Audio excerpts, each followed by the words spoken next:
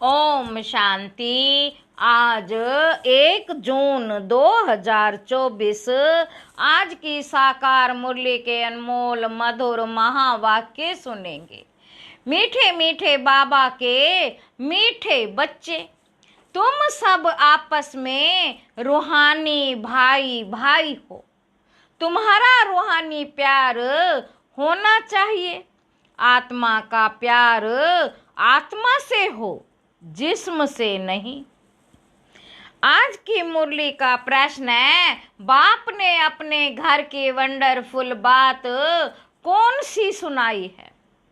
उत्तर है, जो भी आत्माएं मेरे घर में आती हैं वह अपने अपने सेक्शन में अपने नंबर पर फिक्स होती हैं।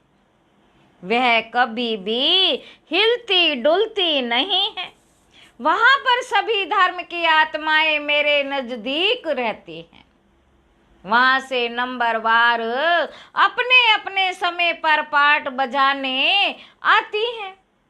यह वंडरफुल नॉलेज इसी समय कल्प में एक बार ही तुम्हें मिलती है।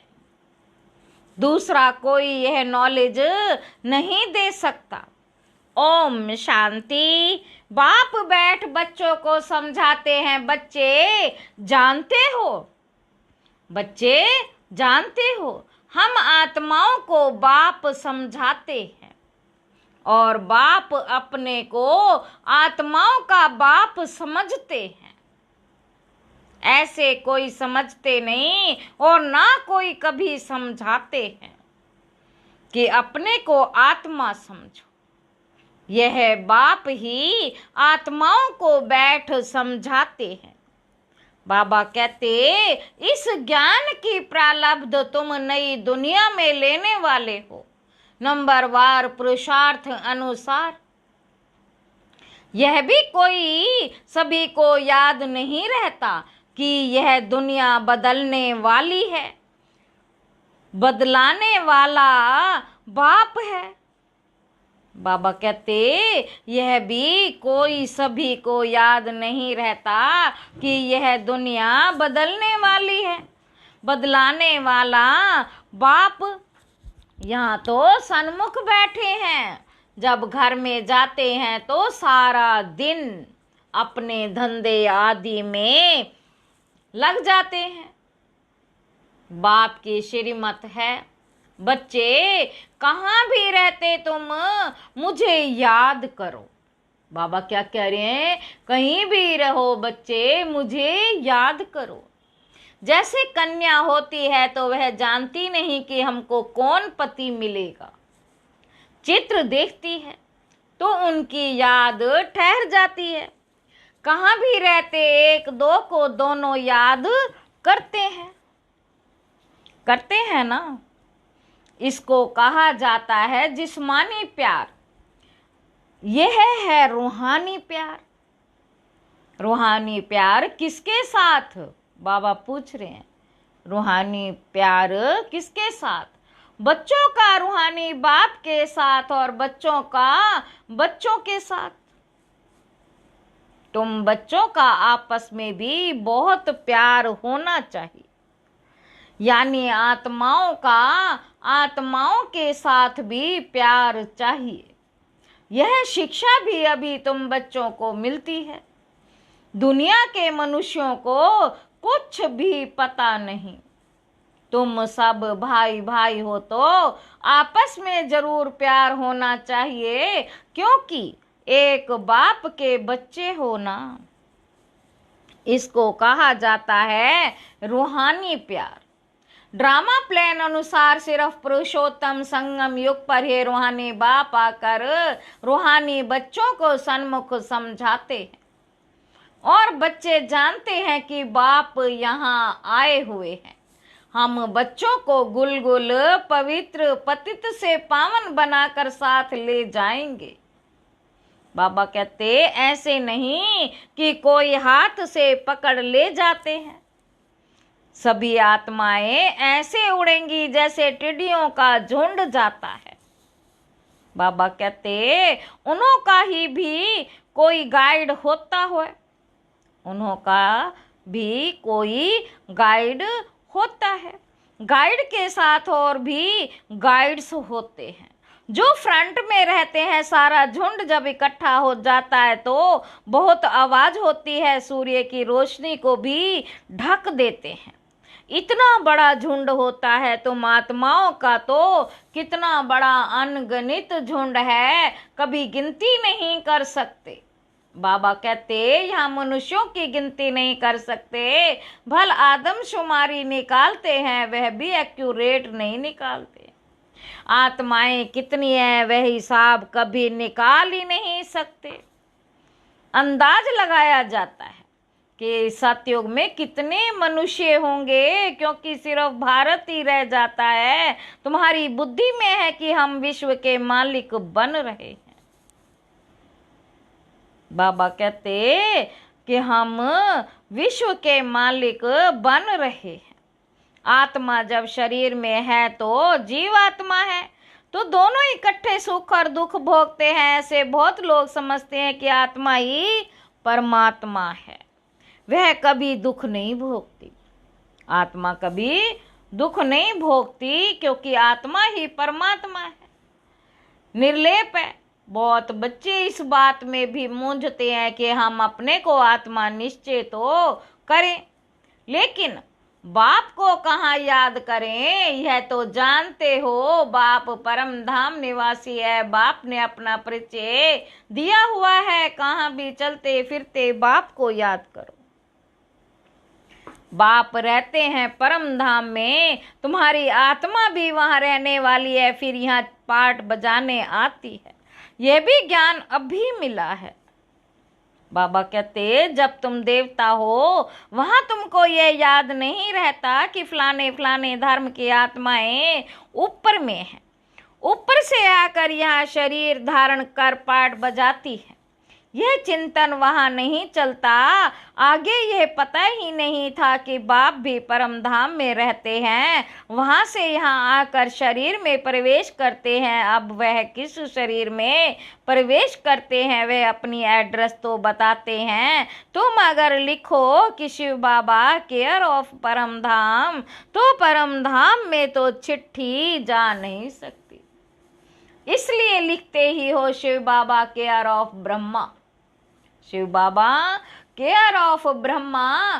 फिर यहाँ की एड्रेस डालते हो क्योंकि तुम जानते हो बाप यहाँ ही आते हैं, इस रथ में प्रवेश करते हैं। यूं तो आत्माएं भी ऊपर रहने वाली हैं, तुम भाई भाई हो।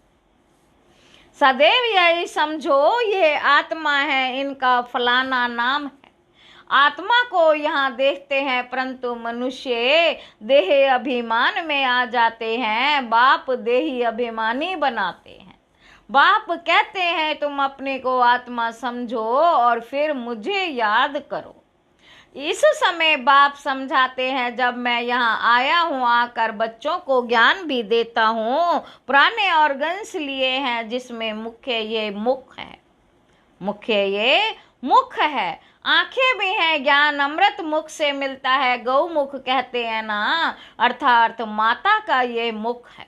बड़ी माता द्वारा तुमको एडॉप्ट करते हैं कौन? शिव बाबा। वह यहाँ है ना, ये ज्ञान सागर सारा बुद्धि में रहना चाहिए। बाबा कहते मैं तुमको प्रजापिता ब्रह्मा द्वारा अडॉप्ट करता हूँ, तो यह माता भी हो गई। गाया भी जाता है तुम मात पिता हम बालक तेरे, तो वह सब आत्माओं का बाप है। उनको माता नहीं कहेंगे, वे तो बाप ही है। बाप से वर्षा मिलता है, फिर माता चाहिए। वह यहाँ आते हैं, अभी तुमको मालूम पड़ा है बाप ऊपर में रहते हैं, हम आत्माएं भी ऊपर रहती हैं, फिर यहाँ आती हैं पाठ बजाने। बाबा कहते दुनिया को इन बातों का कुछ भी पता नहीं, वह तो ठीक कर भीतर में परमात्मा को कह देते हैं, फिर तो अनगणित हो जाए। इसको कहा जाता है घोर अंधियारा। गायन भी है ज्ञान सूर्य प्रगटा, अज्ञान अंधेर विनाश। ज्ञान सूर्य प्रगटा, अज्ञान अंधेर विनाश। इस समय तुमको ज्ञान है यह रावण राज्य, जिस कारण अंधियारा है वहां तो रावण राज्य होता ही नहीं, इसलिए कोई विकार नहीं, देह अभिमान भी नहीं, वहां आत्म अभिमानी रहते हैं। आत्मा को ज्ञान है। अब छोटा बच्चा है, अब हम जवान बने हैं, अब वृद्ध शरीर हुआ है, इसलिए अब ये शरीर छोड़ दूसरा लेना है। बाबा कहते वहां ऐसे नहीं कहते फलाना मर गया, वह तो है ही अमरलोक, खुशी से एक शरीर छोड़ दूसरा लेते हैं। बाबा कहते अभी आयु पूरी हुई है, ये छोड़ नया लेना है, इसलिए सन्यासी लोग सर्प का मिसाल देते हैं।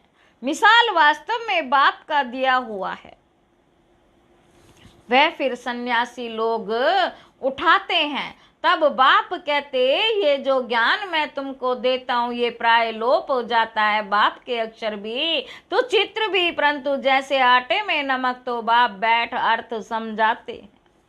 जैसे सर्प पुरानी खाल छोड़ देता है, नई खाल आ जाती है उनके लिए, ऐसे नहीं कहेंगे एक शरीर छोड़ दूसरे में प्रवेश करते हैं, नहीं, खाल बदलने का एक सर्प का ही मिसाल है।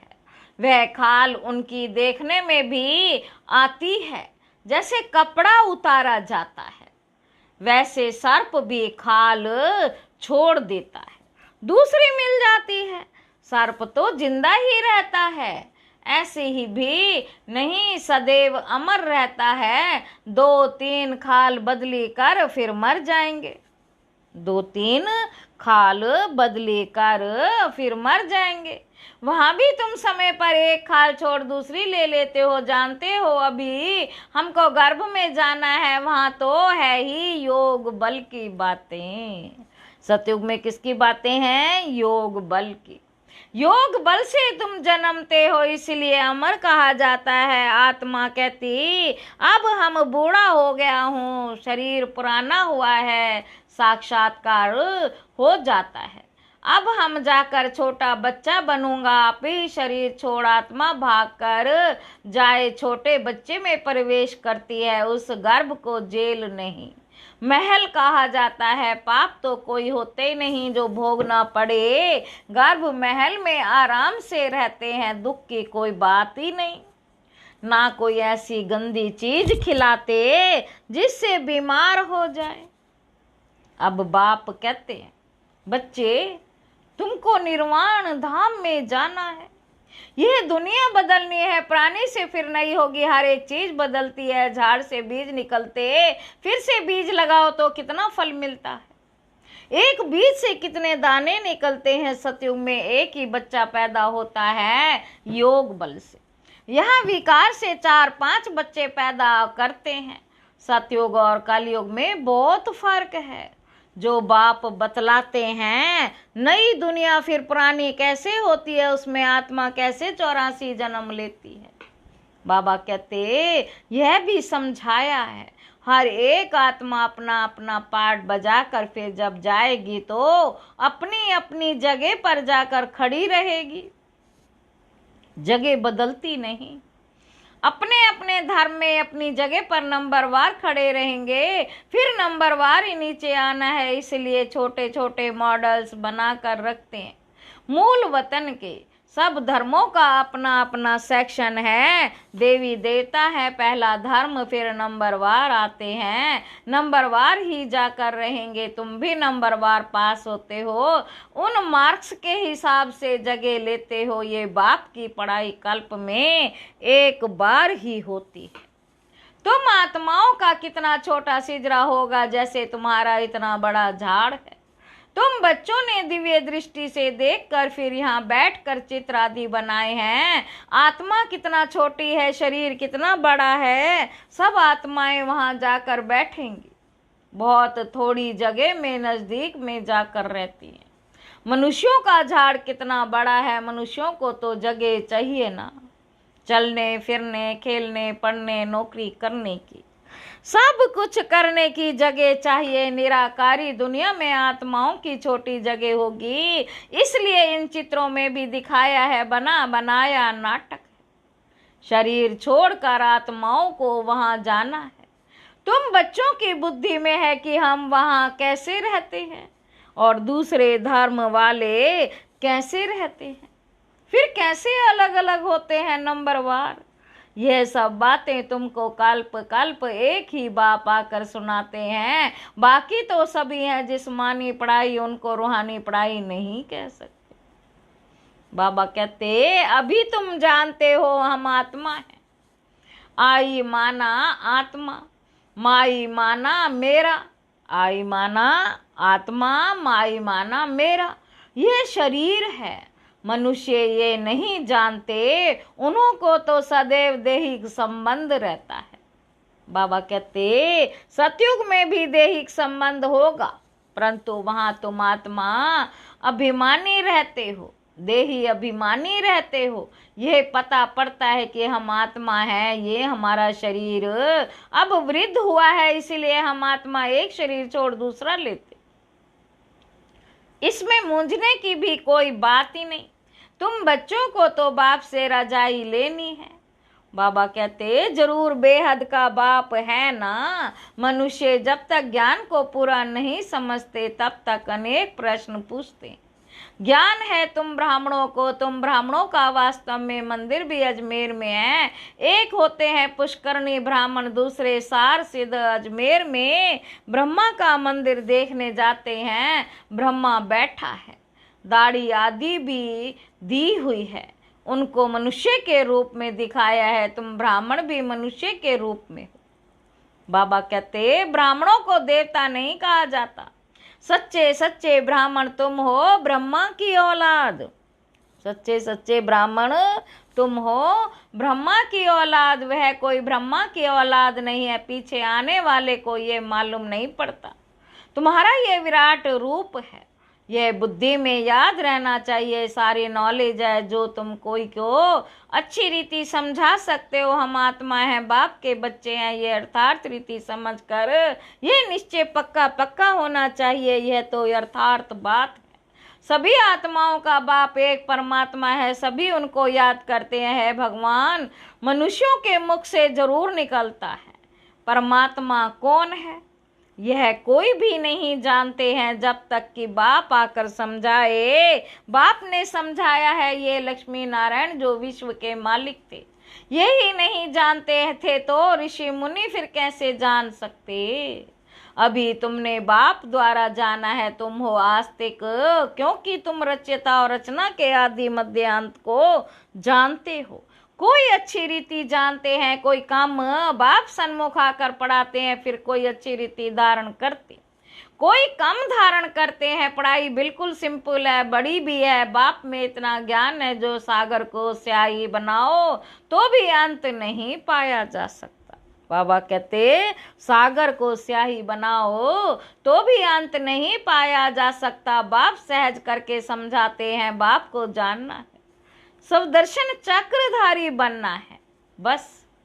अच्छा मीठे मीठे सिक्के लधे बच्चों प्रति माता पिता बाप दादा का याद प्यार और गुड मॉर्निंग। रूहानी बाप के रूहानी बच्चों को नमस्ते। हम रूहानी बच्चों के रूहानी बाप दादा को याद प्यार और गुड मॉर्निंग। नमस्ते बाबा, नमस्ते, शुक्रिया बाबा, शुक्रिया। धारणा के लिए मुख्य सार पहला पॉइंट है सदा याद सहज बनी रहे। उसके लिए चलते फिरते यह चिंतन करना कि हम आत्मा है, परम धाम निवासी आत्मा यहाँ पाठ बजाने आई है। बाप भी परम धाम में रहते हैं, वह ब्रह्मा तन में आए हैं। दूसरा पॉइंट है जैसे रूहानी बाप से आत्मा का प्यार है, ऐसे आपस में भी रूहानी प्यार से रहना है। आत्मा का आत्मा से प्यार और शरीर से नहीं, आत्म अभिमानी बनने का पूरा पूरा अभ्यास करना है। वरदान है हद की कामनाओं से मुक्त रह, सर्व प्रश्नों से पार रहने वाले सदा प्रसन्न चित्त भव। जो बच्चे हद की कामनाओं से मुक्त रहते हैं उनके चेहरे पर प्रसन्नता की झलक दिखाई देती है। प्रसन्न चित्त कोई भी बात में प्रसन्न चित्त नहीं होते, वो सदा ही निस्वार्थी और सदा सभी को निर्दोष अनुभव करेंगे। किसी और के ऊपर दोष नहीं रखेंगे, चाहे कोई भी परिस्थिति आ जाए, चाहे कोई भी आत्मा हिसाब किताब चुकतो करने वाली सामना करने आती रहे, चाहे शरीर का कर्म भोग सामना करने आता रहे, लेकिन संतुष्टता के कारण वे सदा प्रसन्न चित्त रहेंगे। स्लोगन है, व्यर्थ की चेकिंग अटेंशन से करो, व्यर्थ की चेकिंग अटेंशन से करो, अलबेले रूप में नहीं। अच्छा, ओम शांति।